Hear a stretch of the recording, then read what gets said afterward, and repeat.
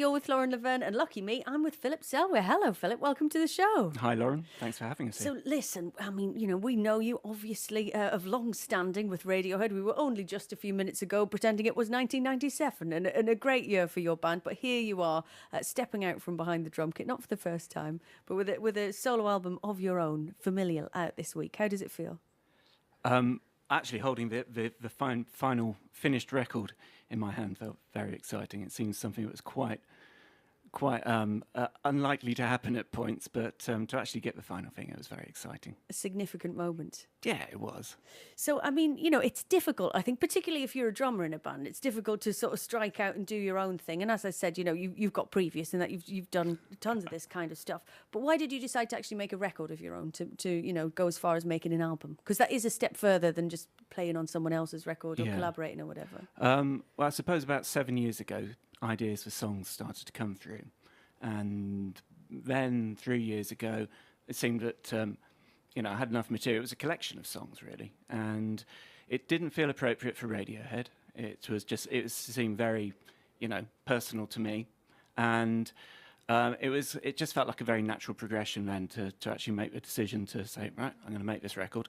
Don't know if I can sing, don't know if I can complete lyrics, but I'm going to make a record.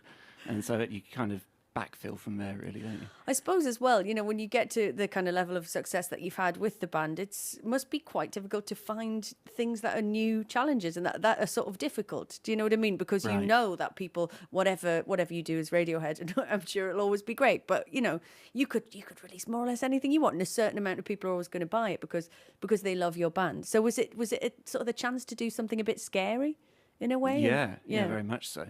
I mean, I've hit that tender midlife point, and you kind of end up doing those kind of things, don't you? If you've got a midlife crisis, best to come out in an album, I think. A yellow sports car is next for you, Philip. That's what's going to happen. So, you said it didn't feel appropriate for Radiohead. How did you come to choose your collaborators on the record, and who have we got on there? Who's in the mix? On the record, it was people that I met through working on the Seven Worlds Collide project, which Neil Finn put together in New Zealand. Credit House, yeah. So it's Lisa Germano and Sebastian Steinberg, and then Glenn Cochie and Pat Sansone from Wilco. Right. So, for your first album, it's a pretty good... That's not a bad lineup. Pretty good lineup, isn't it? Not too shabby. And the record also, we talked about the title Familial, which, you said you didn't set out to make a record about family, but that's kind of how it's ended up in a way. What happened? In some ways, yeah. I mean, it's definitely those elements are quite strong in there. But it's just after I sat down, after finishing the record, have the mastered copy and sat with it a couple of weeks. And just that point, trying to really understand what was going on in there. And I realised it was just all about those, those significant relationships for you, like family, be they family, colleagues, friends or whatever, and just how they feed into you, and hopefully you feed back into those as well. And how are your families taking it? How do they kind of feel about you doing a record of your own, both your actual family and the rest of Radiohead? I've been excommunicated now. Is that it? Yeah. Get out. You're no son of mine. Greenwood hanging up, not answering the call. No, it's been responded well to it. Listen, so we talked about briefly about Seven Worlds Collide, the Seven Worlds Collide album that you made with Neil Finn and many others, which was it a charity project? It was, yes. The second one was. It was done for Oxfam. Yeah. And so Neil invited lots of musicians and songwriters to go down to New Zealand Christmas of 2008 to write, record and perform in shows an album. I read in that. A couple of weeks. Well, I read that was when you made your singing debut. Is that true? It was, yes. I snuck in under the radar on that one because there are a lot of drummers there. And so I kind of kept on slipping further and further down the list for go-to drummer, and so I kind of found a little spot in the studio, and sat down there and started playing my songs. I was writing one as well, and everybody picked up on it, and so going past. And was it nerve-wracking? I mean, you said when you started making the album that you're here to play us and talk about, you said that you didn't know if, you weren't sure if you could sing, and you weren't, how did that feel the first time you did it? Actually doing something in there and, going into the studio as Jim Scott producing it, and, he was telling his stories about working with Johnny Cash, and you think, oh my God. And, but then actually, it actually felt quite natural, really. It was, I suppose I've spent a bit of time in the studio one way and another.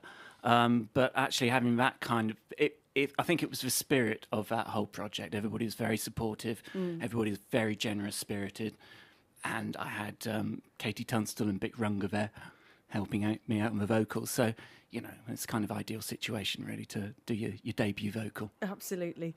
So listen, you alluded to spending time in the studio. You know what I'm going to ask you next. Are you spending any time in the studio with your other project, that little band Radiohead? Where are things at with that at the moment? On and off for the past year. And we're on a break at the moment. We get back together at the end of September. Sure. And just take stock of where we are. And we haven't finished anything yet, but it's coming along nicely. Are you excited about getting back to making the next record? Yeah, I mean, excited about what we've done. Really? It's with each record we just try and move on, really. And hopefully we've done it with this one. Okay, well, we wish you the best of luck with that. And you are taking a break to go out on the road and do a solo tour. I am. So where are you heading and where are you most looking forward to? I guess you've been pretty much everywhere these days, Phil, by, touring. But is it a different experience? Yeah, it's a different view on all these venues. Yeah. I mean, we've got some festivals coming up. We're playing at Electric Picnic in Ireland this weekend, and then Festival and End of a Road. 2 festivals which I haven't been to before, actually, so really looking forward to those. And then opening for Wilco as well for a couple of dates. Cool. And then some of my own shows. And that's at the Barrowlands for Wilco and Newcastle Academy as well, so that'll be... Yeah. Does that count for you as... I mean, because you're at the front, does it seem like a big venue? Because they're big venues. Barrows is a huge venue, but I guess, when you've toured with Radiohead, maybe it feels small. How does it feel, that size? Is that does it feel intimate? I'll have to let you know that one in a couple of weeks, actually, Lauren. Yeah, still enough to be nerve-wracking at this point. On that front at the moment. Good man, okay. Listen, the best of luck with the tour. I think you're going to ace it. It's going to be fine. Thanks a lot. Best of luck with that. And the album Familial is out now.